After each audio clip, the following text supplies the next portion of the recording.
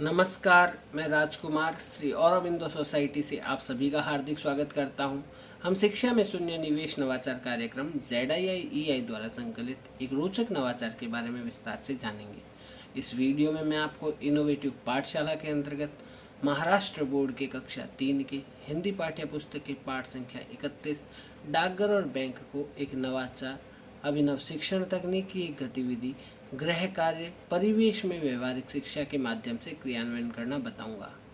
वैसे तो इस पाठ को ZII के कई नवाचारों के माध्यम से पढ़ाया जा सकता है, परंतु आज हम इसे गृह कार्य परिवेश में व्यवहारिक शिक्षा के माध्यम से समझेंगे।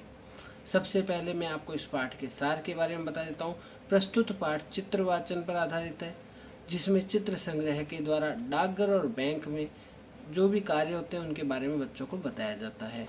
इस नवाचार की नवीनता एवं उपयोगिता यह है, कंसेप्ट से संबंधित निर्देशों के आधार पर आसपास के परिवेश का अनुभव करते हुए बच्चों से गृह कार्य करवाया जाता है और पढ़ाए गए कॉन्सेप्ट को वर्तमान परिवेश से जोड़ते हुए उनके अंदर बेहतर समझ को विकसित करने का प्रयास किया जाता है। इस नवाचार क्रियान्वयन की अवधि 20 मिनट है। इस नवाचार की क्रियान्वयन प्रक्रिया के माध्यम से छात्रों को विभिन्न क्षेत्रीय सेवा और वाक्य निर्माण का पुनः अध्ययन करवा सकते हैं। पूर्व प्रबंधन की जहाँ तक बात आती है तो कक्षा में शिक्षक छात्रों की संख्या के आधार पर डाकघर और बैंक चैप्टर से संबंधित एक तालिका की प्रति तैयार करके लेकर आते हैं। पुनः अध्ययन की प्रक्रिया में जैसे मैंने आपको पहले ही बताया कि शिक्षक कक्षा में छात्रों को विभिन्न क्षेत्रीय सेवा और वाक्य निर्माण गतिविधि को पुनः अध्ययन करवा सकते हैं। इस बात का विशेष ध्यान रखा जाता है कि इस नवाचार के क्रियान्वयन से पहले प्रस्तुत पाठ को पढ़ा दिया गया हो, उसका निर्माण और उसकी व्याख्या छात्रों को करवा दी गई हो। विद्यार्थियों को कुछ निर्देश दिए जाते हैं, जैसे आप घर जाकर अपने अभिभावकों की सहायता से आपके घर के नज़दीक के किसी भी डाकघर में जाकर टिकट खरीदेंगे। साथ ही साथ आप किसी नज़दीक के बैंक में जाकर बड़ों की सहायता से एक बाल बचत खाता खोलने के लिए भी काम करेंगे। मतलब बच्चों को एक खाता भी खोलना होगा और डाकघर जाकर के कुछ टिकट्स भी लानी होगी। इन दोनों कार्यों के लिए बच्चों को निर्देश दिए जाते हैं। साथ ही साथ उन्हें यह भी कहा जाता है कि आप जब ये दोनों काम करके आए तो इनसे संबंधित कम से कम 10 लाइनें आप अपनी लैंग्वेज में अभिभावकों की मदद से लिखकर भी लाएंगे।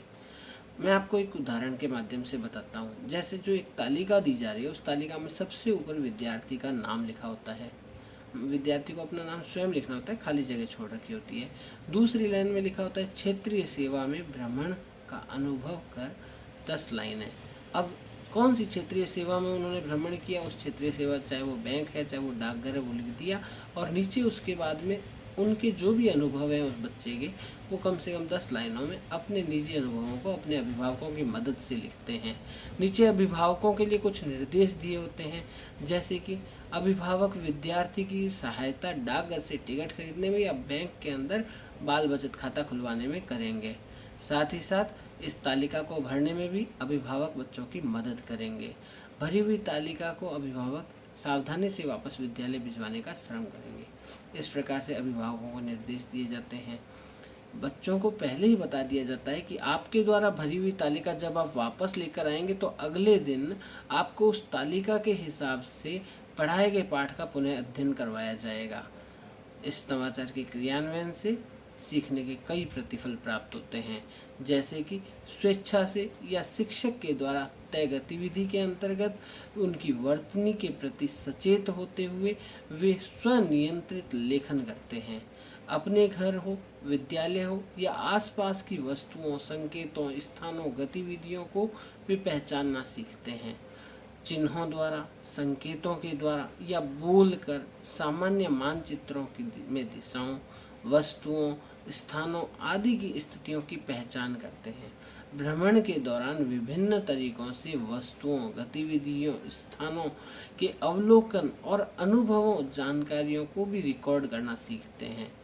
इस नवाचार के क्रियान्वयन के दौरान और भी कई बातों को ध्यान में रखा गया है, जैसे प्रस्तुत पाठ को एक निर्धारित माह में पढ़ाया जाना चाहिए। बच्चों को दिया जाने वाला गृह कार्य प्रयोगात्मक और अनुभवात्मक होना चाहिए, ताकि वे स्वयं पता करके किसी निष्कर्ष पर पहुंच सकें। बच्चों को जब ये नवाचार क्रियान्वित किया जाता है तो उस दौरान NCF 2005 के उद्देश्यों को ध्यान में रखा गया है। PTR अनुपात को ध्यान में रखते हुए इस नवाचार की क्रियान्वयन अवधि निर्धारित की गई है। विशेष आवश्यकता वाले बच्चों को भी इससे लाभ प्राप्त होता है। छात्रों में जीवन कौशल का विकास होता है, जैसे आत्म जागरूकता, गहन सोच, प्रभावी संप्रेषण आदि। साथ ही साथ उनमें सहयोग, साहस और उत्तरदायित्व जैसे निहित मूल्यों का भी विकास होता है। हम आशा करते हैं आपको यह नवाचार अच्छा लगा होगा। आप भी इस नवाचार के माध्यम से अपने विद्यालय में इस चैप्टर को क्रियान्वित करेंगे। हम इस प्रकार के दिलचस्प नवाचार आप तक लाते रहेंगे। आपसे अनुरोध है, आप हमारे YouTube चैनल ZIIEI को सब्सक्राइब करें। यदि ये वीडियो आप फेसबुक पर देख रहे हैं तो हमारे फेसबुक पेज को लाइक करें। नीचे दिए गए लिंक पर क्लिक करके आप इनोवेटिव पाठशाला ऐप को इंस्टॉल कर सकते हैं। इस वीडियो को देखने और लाइक करने के लिए आपका बहुत बहुत धन्यवाद।